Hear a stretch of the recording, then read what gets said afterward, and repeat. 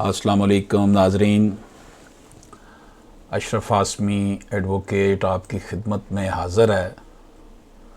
ناظرین اکرام، آج ہماری گفتگو عورت کی وراثت اور پاکستان میں سماجی و قانونی حیثیت کا اسلامی تعلیمات کی روشنی میں جائزہ کے حوالے سے ٹاپک ہے ہمارا۔ The Holy Quran is seen as the ultimate source of guidance and knowledge in Islam. It defines inheritance as automatic transfer of possession by which creates person transfers to the heirs as succession.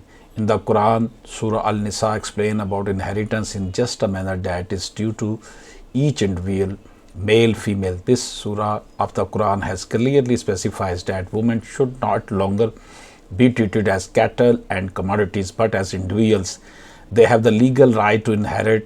The Quran mentions plainly the woman's right of inheritance in Surah Al-Nisa. Allah charged you concerning your children to the male equivalent of the portion of two females, and if there be women more than two, then theirs is 2/3 of the inheritance, and there be one only, then the half. Islam gives the woman right of inheritance, particularly in our society, women are being deprived. Women are often deprived of this fundamental right, especially when it comes to inheritance of immovable assets, that is land. There are numerous reasons to deprive women from inheritance. For example, cultural practices such as considering dowry as an alternate to inheritance, but the major cause is lack of knowledge and awareness regarding Sharia law and state legislative due to rampant illiteracy and dominant role of customs and culture. This research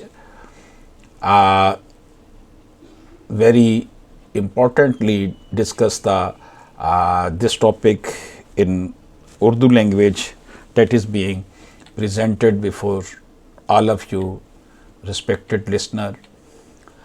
ناظرین اکرام، آپ کی خدمت میں یہ ایک out line میں نے پیش کی کہ سورہ النساء میں واضح طور پر بتا دیا گیا ہے کہ کس کا کتنا حصہ ہے۔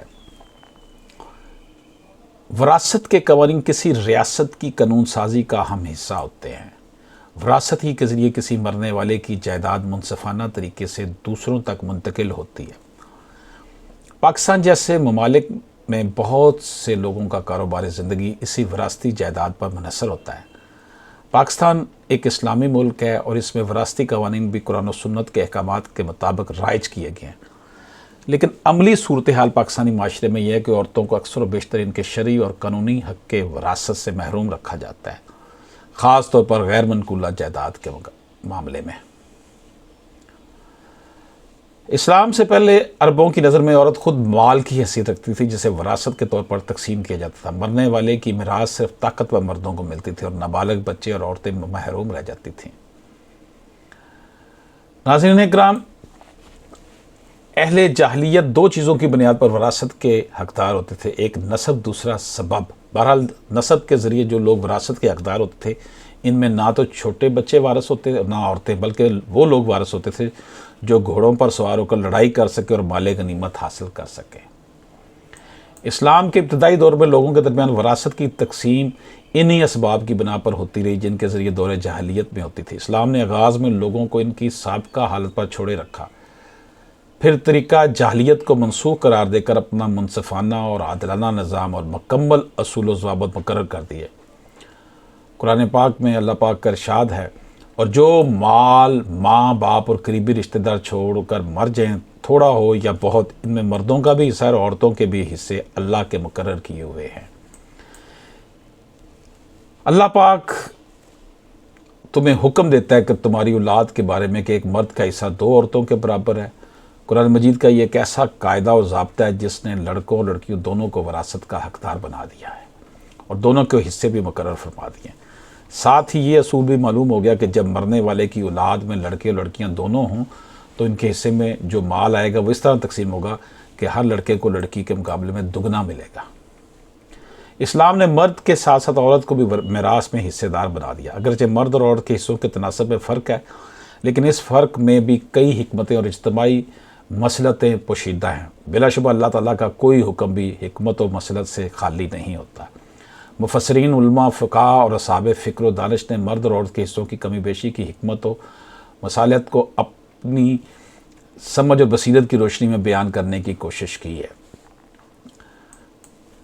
नाज़रीन इकराम, अल्लामा इब्न कसीर रहमतुल्लाह अलैह ने कहा है कि अल्लाह ताला ने दोनों के हिस्सों में फ़र्क इसलिए रखा है कि मर्दों के ज़िम्मे जो ज़रूरियात होती हैं वो औरतों के ज़िम्मे नहीं। मसलन अपने मुतल्लिकीन के खाने पीने और दीगर अखराजात की कफ़ालत और कसब वगैरह, इसलिए इन्हें मर्दों को इनकी हाजत के मुताबिक औरतों से दुगना दिलवाया गया।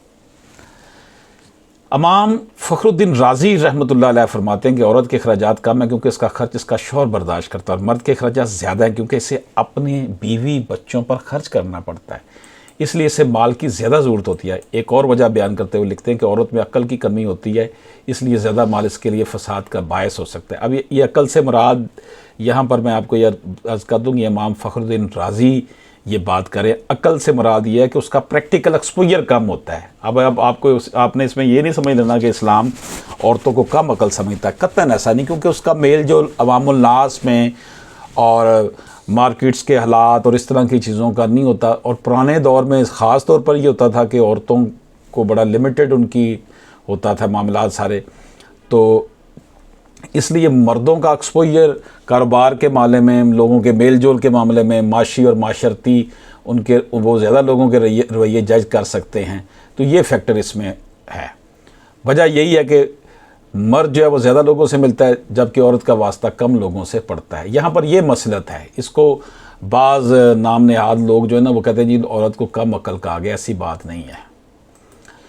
हज़रत शाह वली अल्लाह रहमतुल्लाह अलैह तकसीम का फ़लसफ़ा बयान करते हुए बताते हैं कि हकूक़ की हिफाजत तो हमारे मर्दों का काम है और मर्द को कई एक मौके पर ख़र्च करना पड़ता है, वो हमेशा मसारफ़ के ज़ेरे बार रहते हैं।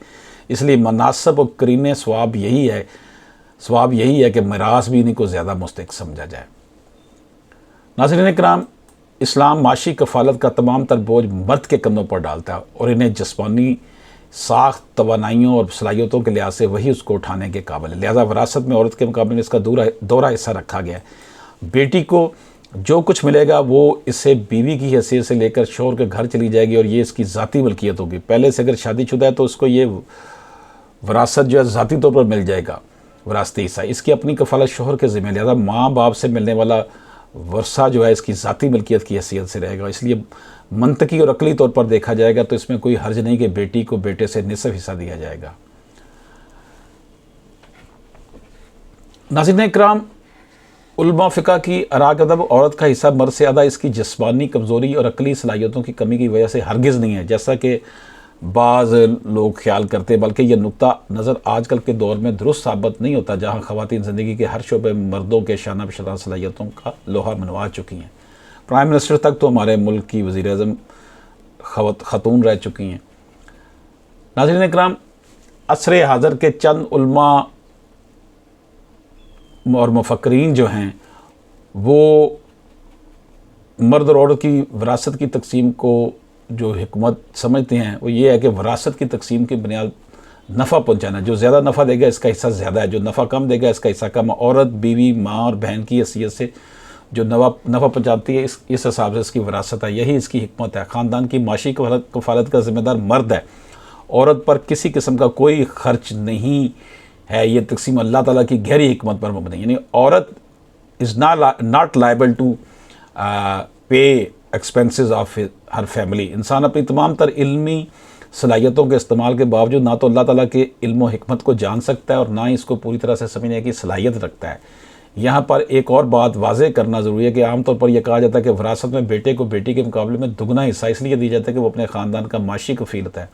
अगर माशी कफ़ील किसी जगह पर बेटे की जगह बेटी बन जाए तो क्या इसे बेटे के बराबर हिस्सा दिया जा सकता है? इस सवाल के जवाब में उलमा फ़िक़ा की राय है कि आमतौर पर ख़ानदान का माशी कफ़ील मर्द ही तस्वर किया जाता है और इस्तस्नाई सूरत में इस कुली और कानून में तब्दीली नहीं होती। इसलिए इस्लाम का कानून और रसूल अटल है, इसमें तब्दीली किसी हाल में नहीं की जा सकती। बहुत कम एक्सेप्शनल केसेस हैं कि जहाँ पर ख़ातून की ज़िम्मेदारी डाली हो, ख़ातून ज़िम्मेदार پوری کر رہی ہو۔ ناظرین اکرام، کسی معاشرے میں انسان کی قدر و منزلت اس کی معاشی حیثیت کے لحاظ سے ہوتی ہے۔ جس کے پاس مال و جائیداد ہے اس کی سب ہی قدر کرتی ہے، اور جس کے پاس کچھ نہیں اس کو محکوم بنا لیا جاتا ہے۔ اسلام کے سوا دنیا کے باقی سماجوں اور نظاموں نے عورت کو معاشی حیثیت سے کمزور رکھا، اور پھر معاشی کمزوری اس کی بے بسی، مظلومیت اور بے چارگی کا سبب بن گئی۔ عورت کی اس مظلومیت کا جدید مغربی تہذیب نے مداوع کرنا چاہا اور عورت کو گھر سے باہر نکال کر فیکٹریوں اور اداروں میں کام پر لگا دیا۔ اس طرح اس کا گھر سے باہر نکل کر کمانا دوسری خرابیوں کا باعث بن گیا۔ ان حالات میں اسلام اعتدال کا راستہ اختیار کرتا ہے۔ اسلام نے عورت کو وراثت کا حق دیا کہ وہ اپنے مال کی مالک اور خود مختار ہے، کیونکہ اس پر معاشی ذمہ داری کسی کی نہیں بلکہ وہ سب سے وصول کرتی ہے، اس لیے مال اس کے پاس محفوظ رہتا ہے۔ مرد کا حصہ عورت سے دگنا ہے کہ اس نے ہر حال میں عورت اور بچوں، والدین پر خرچ کرنا ہے۔ لہٰذا نتیجتاً عورت کی معاشی حالت اتنی مضبوط اور مستحکم ہوتی ہے کہ بسا اوقات وہ مرد سے زیادہ بہتر حالت میں ہوتی ہے۔ اسلام کے عطا کردہ معاشی حقوق پر ایک مسلمان اور جتنا بھی شکر ادا کرے کم ہے۔ اسلام عورت کو ماں، بیٹی، بہن، بیوی، پوتی اور دادی تمام حیثیتوں میں وراثت کے حقوق عطا کرتا ہے۔ ناظرین اکرام، قرآن مجید میں حقیقی یا سلبی بیٹی کا حصہ بیان کرتے اللہ پاک ارشاد فرماتا ہے، اگر بیٹیاں 2 سے زائد ہو تو ان کے لیے ترکہ میں سے 2/3 ہے، اور اگر بیٹی 1 ہے تو اس کے لیے نصف ترکہ ہے۔ بیٹی کی میراث کی 3 حالتیں، اگر بغیر بھائی یا بھتیجے کے ایک ہی ہے تو اس کو ترکہ کا نصف ملے گا، 2 یا 2 سے زیادہ ہو تو ان کو ترکہ کا 2/3 ملے گا۔ اگر بیٹی کے ساتھ بیٹا بھی موجود ہو تو بیٹے کے مقابلے میں نصف ملے گا۔ میت کی اگر صرف بیٹی یا بیٹیاں تو بحیثیت ذل فروز حصہ پاتی ہے، لیکن اگر میت کا اگر کوئی بیٹا بھی ہو تو پھر بیٹی اسبہ ہو جائے گی۔ ناظرین اکرام، پاکستانی سماج میں جو عملی صورت ہے وراثتی قانون کے حوالے سے، اسلام اور قانون عورت کے حق وراثت اور حق جائیداد و ملکیت کو تسلیم کرتے ہیں۔ پاکستان میں عملی صورتحال بالکل مختلف ہے، لیکن برادری میں یہی کوشش ہوتی ہے کہ کاروبار اور کارخانے وغیرہ تو اولاد نرینہ کو ملے اور بیٹیوں کو جہیز دے دو۔ گزشتہ کئی سال پہلے زرعی اصلاحات میں زمین کی زیادہ سے زیادہ ملکیت کی حد مقرر کی۔ سرکاری حد سے زیادہ زرعی زمینوں کو حکومت کے حوالے کرنے سے بچانے کے لیے خاندان کے عورتوں کے نام کر دیا جاتا تھا۔ جاگیردار اور زمیندار لوگ تو ہیلے بہانوں سے اپنی لڑکیوں کی شادیاں خاندان سے باہر کرتے ہی نہیں کہ کہیں جائیداد خاندان سے باہر نہ چلی جائے۔ ان کی دیکھا دیکھی عام لوگوں نے بھی اپنی بہنوں بیٹیوں کو وراثت سے محروم کرنا شروع کر دیا۔ پاکستان کے ہر صوبے میں عورت کی وراثت کے حوالے سے صورتحال افسوسناک ہے۔ ناظرین اکرام، پنجاب میں لڑکی کو لڑکے کی موجودگی میں کوئی حصہ نہیں دیا جاتا، اور یہ ایکسیپشنل کیسز ہیں کہ دیا جاتا ہوگا، عام طور پر ایسا نہیں۔ سندھ میں بھی یہی صورتحال ہے، وہ کہتے ہیں جی جہیز جو دے دیا ہے بس اب ہم نے کچھ نہیں دینا۔ اسی طرح جو سرحدی علاقے ہیں ان میں بھی صورتحال ایسی ہی ہے۔ بلوچستان میں بھی وراثت نہیں دی جاتی، کہتے بہت کم ہوتا ہے کہ عورت کو نقد یا کچھ دوسری منقولہ جائیداد دی جائے۔ قبائلی عورتیں جائیداد کی مکمل وارث نہیں بنتی کیونکہ امپلیمنٹیشن نہیں ہے لاء کی۔ جو قرآن کہتا ہے، جو ہمارے ملک کا قانون ہے، عملی طور پر بالکل مختلف ہے۔ عملی طور پر عورت کا حق وراثت مسلم معاشروں میں پامال ہو رہا ہے۔ اس کی کئی وجوہات ہیں۔ برصغیر پاک و ہند میں ہندو رسم و رواج کے پیش نظر عورتوں کو وراثت سے مختلف ہیلوں بہانوں سے جو ہے وہ محروم کیا جا رہا ہے۔ پاکستانی معاشرے میں بھی ہندو رسم و رواج کا اثر لیتے ہوئے عورتوں کو ان کے شرعی حق کے وراثت سے محروم رکھا جا رہا ہے۔ رواجی قانون اور دستور کی وجہ سے عورتوں کو وراثت سے محروم رکھنا، عورتوں کو جہیز دے دینا وغیرہ، لیکن اس کی ایک اہم اور بڑی وجہ عورتوں میں تعلیم اور شعور کی کمی ہے، جس کی وجہ سے وہ اپنی وراثت کے حق اور قانون سے ناواقف رہتے ہیں۔ عورت جتنی پڑھی لکھی اور باشعور ہوتی ہے وہ اتنا ہی وراثت کے حق سے زیادہ واقف ہوتی ہے، اور خاندان کی مخالفت اور تنقید کے باوجود اپنا حق پا لیتی ہے۔ ناظرین اکرام، نبی پاک صلی اللہ علیہ وآلہ وسلم کے فرمان کے مطابق علم وراثت کا سکھانا نہایت ضروری ہے۔ قرآن مجید میں وراثت کے قوانین کو نہایت واضح انداز میں پیش کیا گیا ہے۔ بعض مسلم ممالک میں وراثت کے قرآنی قوانین پر عمل کیا جاتا ہے، جبکہ بعض مسلم ممالک میں وراثت کے قوانین میں جزوی ترامیم بھی کی گئی ہیں۔ بعض معاملات میں شیعہ قانون سنی قانون میں وراثت سے مختلف ہے، کہیں پر رواجی قوانین ہیں تو کہیں پر اور مختلف قسم کے قوانین بنائے گئے ہیں۔ ناظرین اکرام، یہ صورتحال جو ہمارے ملک میں ہے یہ اس بات کی متقاضی ہے کہ عورتوں کو ان کا حق وراثت دیا جائے، اور پاکستان میں ریاست پاکستان اس بات کو یقینی بنائے، اور اس کے ساتھ ساتھ نفوذ پذیری کے حامل لوگ اس بات کو لازم بنائے، علماء اکرام، اساتذہ اکرام، وکلاء، ڈاکٹرز، یہ سب لوگ اٹھ کھڑے ہوں اور